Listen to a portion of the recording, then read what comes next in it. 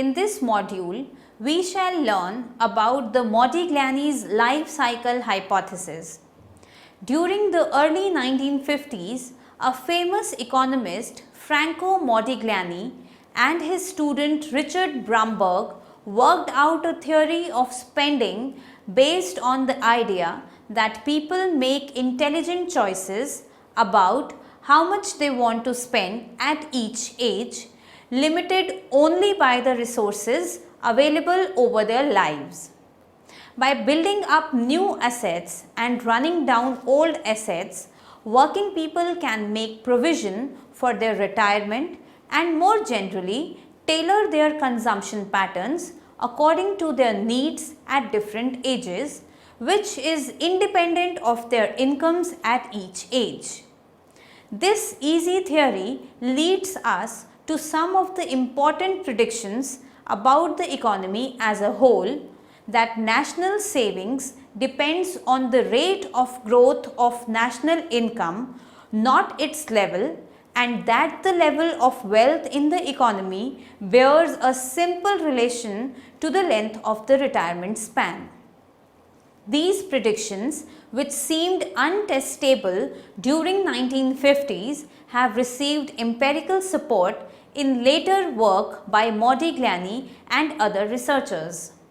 While the theory of consumption have faced major challenges through the years, most recently from a coalition of psychologists and economists, the life cycle hypothesis remains an essential part of economist thinking. Without it, it would have been very difficult to say about many important issues such as the private and public provision of social security, the role of stock market plays in the economy, how a demographic change changes the pattern of national saving, the role of savings in the economic growth, and the determinants of national wealth. Life cycle theory given by Modigliani is an ultimate piece of theory which is supported by many years of empirical work both by supporters and detractors. But it is more than that. It is life cycle theory that helps us think about a host of important policy questions about which we would otherwise have very little to say. One of the most widely debated issues today in both Europe and in the US is how societies should collectively make provision for the increasing number of elderly people. How does government provision interact with the private provision? Is a state pension a substitute for private retirement saving, and to what extent? What is the effect of retirement on the economy? Do social security system affect the age at which people retire and with it the amount of wealth in the economy? How does a stock market boom changes the pattern of people spending and saving? More broadly, anyone who thinks about economic development has to think about the role that savings play in the growth of an economy. Is thrift the wellspring of growth or simply its consequence? What about demography? Will the aging of China bring down its savings rate and brings its growth to a halt? Is that what happened in Japan? Is the wealth of the nation simply a vehicle for retirement provision? Is it really true that they do not play an important role in the national wealth accumulation? After studying this module, you shall be able to know the different concepts consumption functions, learn Modigliani's life cycle hypothesis known as LCH, identify how LCH works, evaluate empirical result of LCH, analyze the shortcomings of LCH. Let us begin by understanding the consumption function. Consumption function plays an important role in the theory of income and employment. There are four basic kinds of macro consumption functions. First, Keyne's absolute income hypothesis. Second, Duesenberry's relative income hypothesis. Third, Modigliani's life cycle hypothesis. Fourth, Friedman's permanent income hypothesis. Firstly, we have the Keyne's absolute income hypothesis. Here Keynes laid stress on the absolute size of the income as determinant of consumption. According to him, as income increases, consumption also increases, but less than proportionate to rise in income. This can simply be interpreted as marginal propensity to consume being greater than 0 but less than 1. Next is Duesenberry's relative income hypothesis.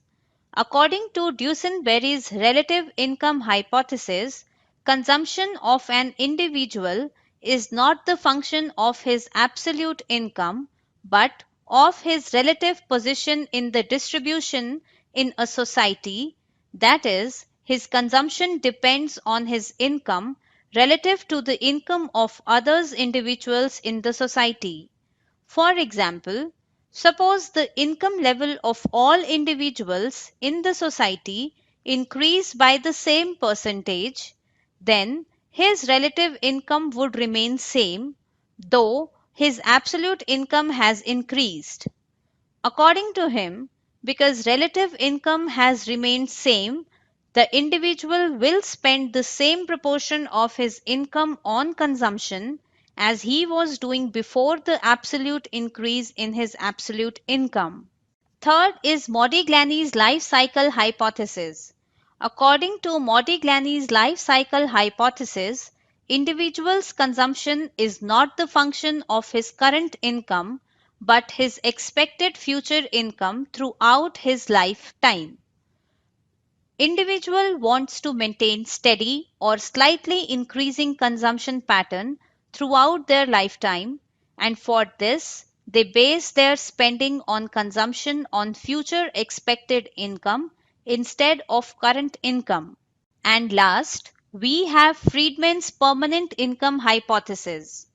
According to Friedman's permanent income hypothesis, consumption of an individual depends on his long-term expected income, which is called by Friedman as permanent income, on the basis of which people make their consumption plans. He argued that an individual would prefer a smooth consumption flow per day rather than plenty of consumption today and little consumption tomorrow.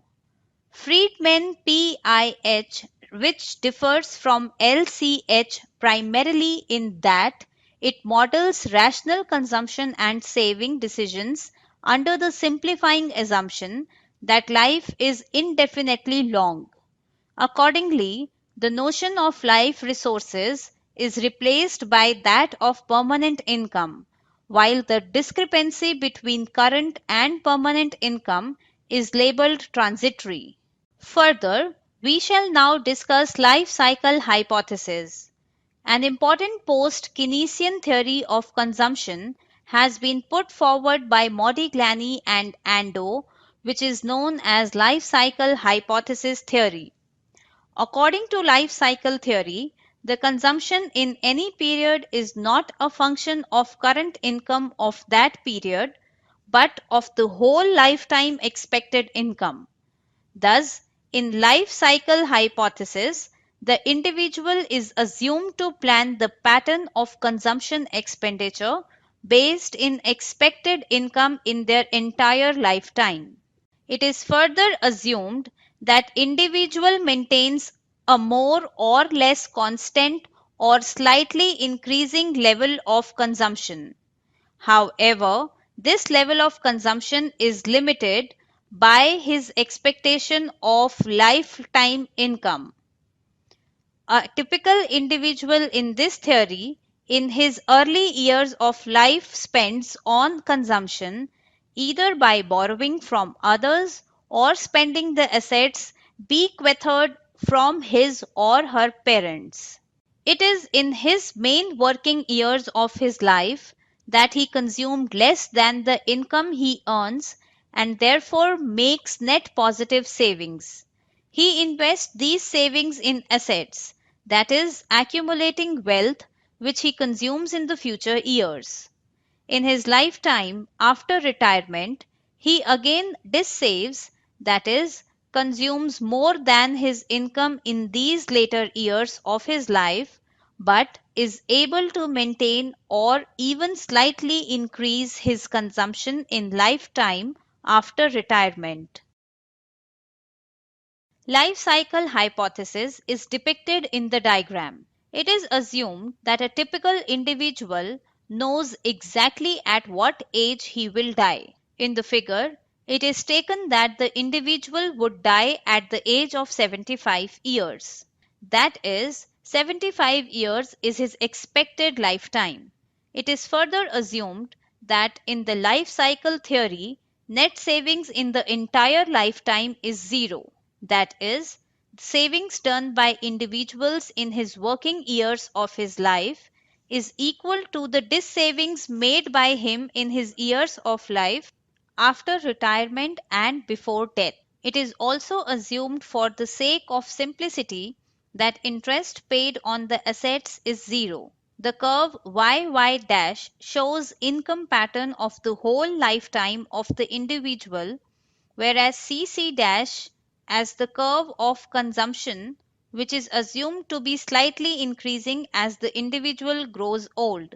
It is assumed that our individual enters into the labor force at the age of 15 years and grows old. It will be noticed that up to the age of 25 years of his income, though increasing is less than his consumption over his income, he may be borrowing from others. Beyond the age of 25 years, point A on the income and consumption curves, and up to the age of 60 years, his income exceeds his consumption, that is, he will be saving during this period of his working life. With these savings, he will build up assets or wealth. He may use these savings or wealth to pay off his debt incurred by him in early stages of his working life. Another important motive of savings is to provide for the consumption after retirement when his income drops below his level of consumption. It will be observed from figure that beyond point B, his current income falls short of his consumption and therefore he once again dissaves. He would be using his accumulated assets from his earlier working years to meet the dissavings after retirement at the age of 65 years. It is important to note that we assume that he does not intend to leave any assets for his children. Under these assumptions, his net savings over his lifetime will be zero.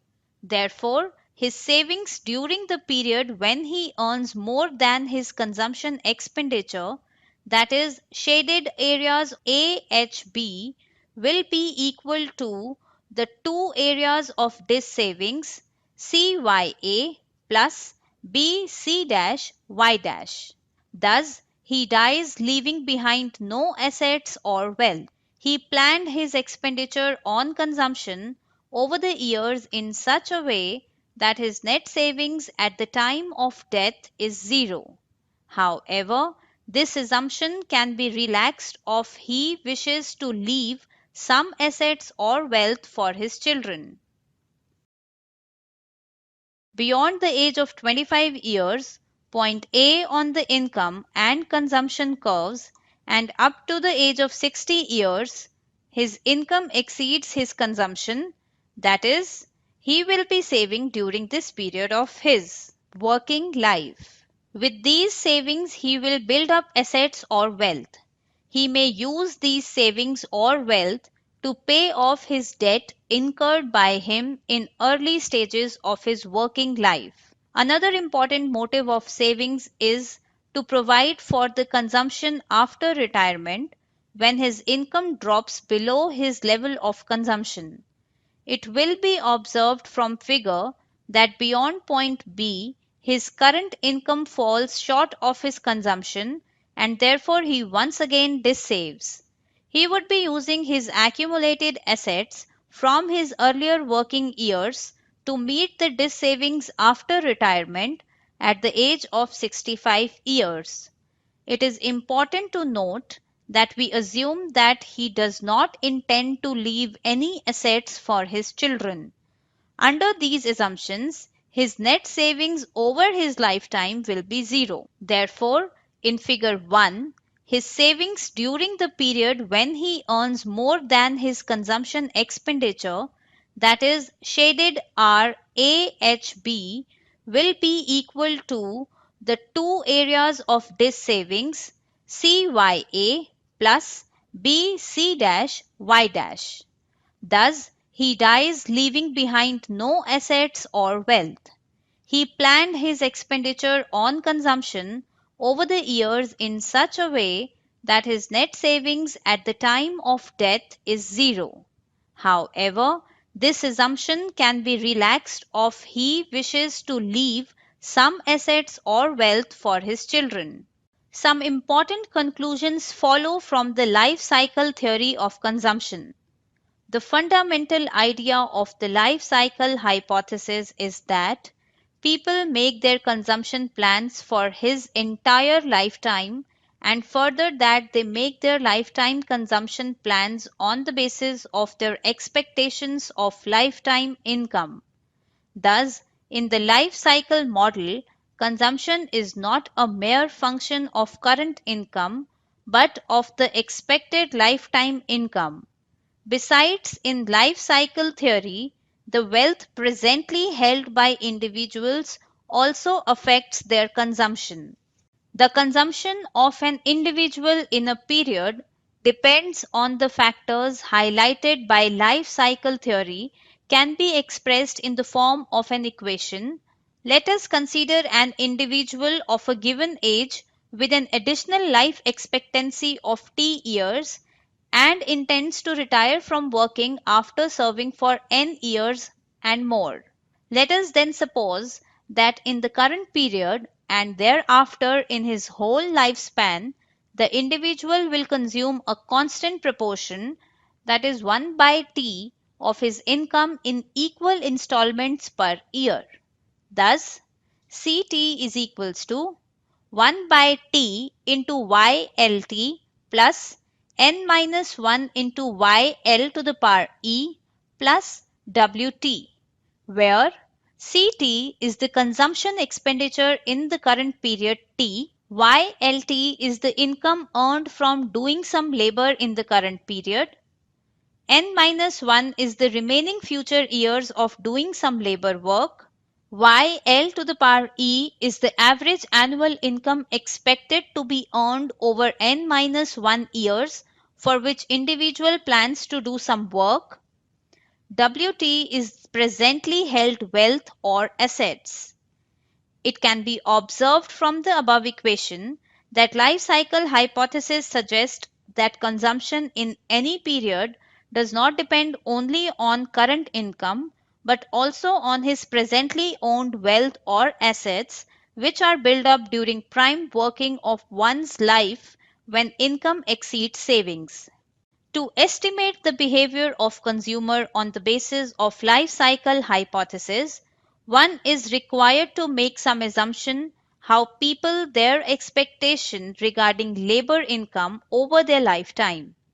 In the study of consumption function for United States, Ando and Modigliani made the assumption that the expected future labor income is simply a multiple of current labor income. Thus, according to this assumption, YL to the power E is equals to beta into YLT, where beta is the multiple of current labor income. This assumption implies that people revise their expected labor of future by certain multiple of change in current labor income. With this assumption, aggregate consumption function for the community can be expressed as under C1 is equals to B1 plus B2 into beta bracket close into YLT plus B3 into WT. This function has been estimated taking the time series data for USA, and following estimates have been obtained. Ct is equals to 0.72 YLT plus 0.06 W. According to these estimates, if current labor income increases by Rs 100 along with assumed effect on expected future income, consumption will increase by Rs 72 per period. Besides, the increase in wealth by Rs 100 will raise the consumption expenditure by Rs 6. It therefore follows that according to life cycle hypothesis, the relationship between income and consumption is non-proportional. Increase in labor income by Rs 100 crore leads to increase in consumption by Rs 72. Further, the intercept term of the consumption function. The consumption based on the life cycle hypothesis is illustrated in figure, where along x-axis we measure the disposable income and along y-axis the consumption expenditure. The short-run consumption function is shown by the curve, which has slope of 0.6, which is the marginal propensity to consume out of labor income in the short run. This short-run consumption function is linear and has an intercept term indicating that average propensity to consume declines as labor income increases and MPC is less than APC. The intercept of the short-run consumption function measures the effect of wealth on consumption. Since wealth increases over a period of time due to savings in the prime working years, the short-run consumption function will be shifted upward, that is, the intercept of the short-run consumption function will be increasing as wealth grows in the long run. Over time, the shift in the short-run consumption function may trace a series of points on a long-run consumption function passing through the origin. Moving to the implications of the model. This basic model led to a number of implications which were at that time quite novel and surprising, almost counterintuitive. They included the following. First, the saving rate in a country is completely independent of the country's per capita income. Second, the national saving rate is not simply the result of differential thrift of its citizens, in the sense that different national saving rates are consistent with an identical individual life cycle behavior. Third, in countries having identical individual behavior, the aggregate saving rate will be higher. The higher is the long-run growth rate of the economy. It will be 0 for zero growth. Fourth, the wealth-income ratio is a decreasing function of the growth rate, thus being largest at zero growth. Fifth, a country can easily accumulate a substantial stock of wealth relative to income even if no wealth is passed on by bequest. Sixth, the main parameter that controls the wealth-income ratio and the saving rate for given growth is the prevailing length of retirement. Further, now we have the major areas of applications with a brief statement of the life cycle hypothesis implications. First, short-run stabilization policy. First, the monetary mechanism. The fact that wealth enters importantly in the short-run consumption function means that monetary policy can affect aggregate demand not only through the traditional channel of investment but also through the market value of assets and consumption. Transitory income taxes. Attempts at restraining or stimulating demand through transitory income taxes or rebates can be expected to have small effects on consumption and to lower saving because consumption depends on life resources which are little affected by a transitory tax change. Secondly, we have long-run propositions. First, consumption taxes. A progressive tax on consumption is more equitable than one on current income because it more nearly taxes permanent income, quite apart from its incentive effects on saving. Second, short and long run effects of deficit financing. Expenditures financed by deficit tends to be paid by future generations. Those financed by taxes are paid by the generation living today. The conclusion is based on the proposition that private saving, being controlled by life cycle considerations, should be independent of the government budget stance, and therefore private wealth should be independent of the national debt. Next, we have the shortcoming of the life cycle hypothesis. Gardner-Ackley has criticized the assumption of life cycle hypothesis that in making consumption plans, households have a definite and conscious vision. According to him, the vision on the part of the households sounds unrealistic. Also, according to him, it is highly inappropriate to have complete knowledge of families' future size, including life expectancy of each member, entire lifetime profile of income of each member, etc.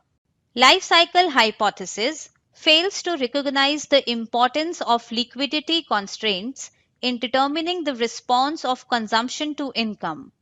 According to critics, even if a household has a concrete vision of future income, the opportunities to borrow from capital market for quite a long period on the basis of expected future income is very little. Further, we have the life cycle theory as it appears today. For a theory that is so central to economic analysis and that has been worked on by so many people, the life cycle hypothesis has aged well.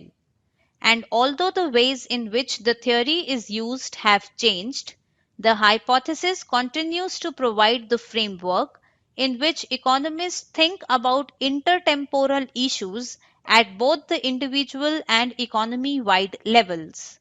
The life cycle hypothesis affects the understanding of the working of the economy and of the effectiveness of fiscal and monetary policies.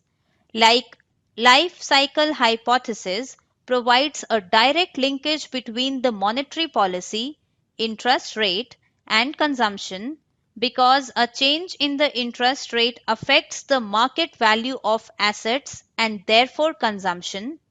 In case of a fiscal policy, life cycle hypothesis suggests that expenditures financed by deficit tends to be paid by future generations. Those financed by taxes are paid by current generations. National debt is hence a burden as it reduces the stock of private capital, which in turn reduces the flow of output if capital is productive. To summarize, we have learnt how Modigliani explained the pattern of consumption in an economy. Consumption pattern is important to understand how much from income can household abstain, which is for savings to arise. Savings play a very important function in an economy. Life cycle hypothesis explains how consumption patterns are based in lifetime expected income and not just on the current income. The individuals wish to have steady consumption throughout their lifetime. They are rational and can understand lifetime is divided into three phases. The very young is when they borrow and consume and thus dissave.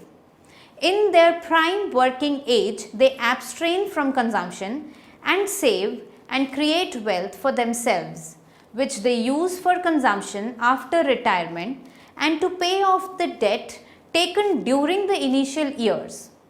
For finite household, they streamline their consumption according to future expected income, and this is the essence of the life cycle hypothesis model.